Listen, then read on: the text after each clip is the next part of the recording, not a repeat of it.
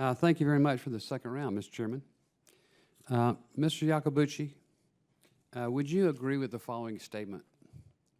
Since 1970, when the Clean Air Act was enacted, industry and enthusiasts have had no doubt that it is legal to modify and race a street vehicle as a race car, as the multi-billion-dollar marketplace attests.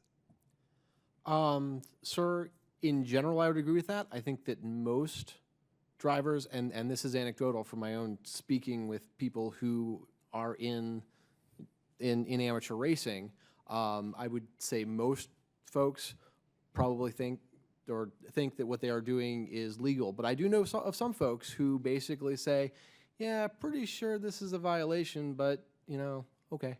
Like what? Give me an example. Who would think it's a violation? I know of some racers who have modified their vehicles who have basically said that, I mean, that their interpretation is that that this is a violation, that since they are modifying their street vehicle and they have not gotten some sort of exemption from EPA explicitly, that they are or may be in violation of the standards. See, I know hundreds, if not thousands, of people who race, and I don't know any of those. You know different crowd than I go in. I think it is the vast minority, sir. You know, just when we talk about asides, you know, if EPA succeeded in destroying this industry, where people safely, for the public and otherwise, compete on private property, it would just be devastating to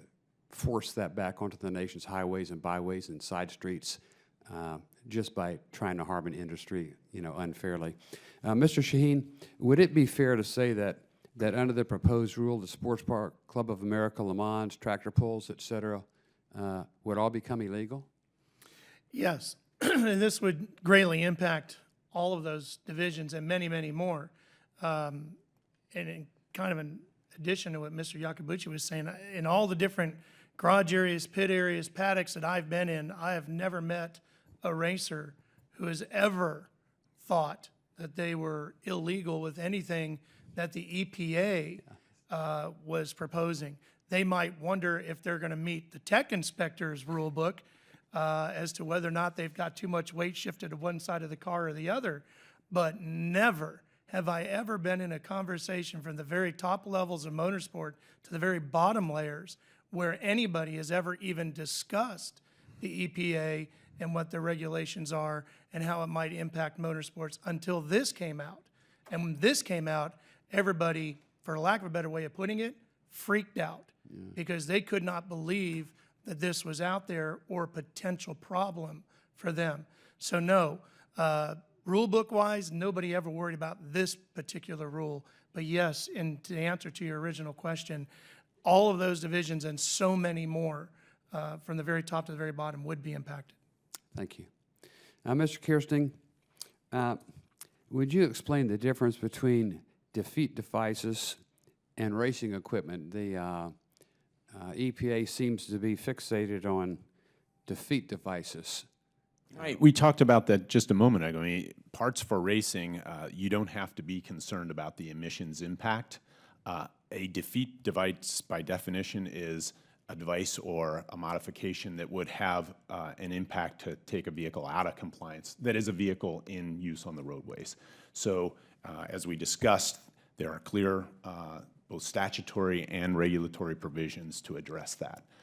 And that's where we believe the EPA needs to put the focus. It just seems like common sense. If the effort is to attack defeat devices, you just enforce the law against defeat devices that is already in effect. And why mention anything else? I just wondered if anyone else could tell us that. Yeah.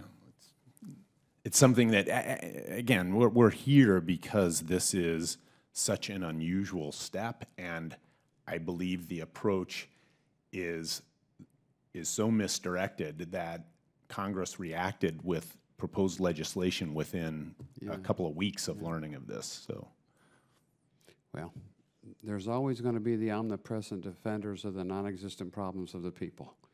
And thank you, Mr. Chairman, for the second round.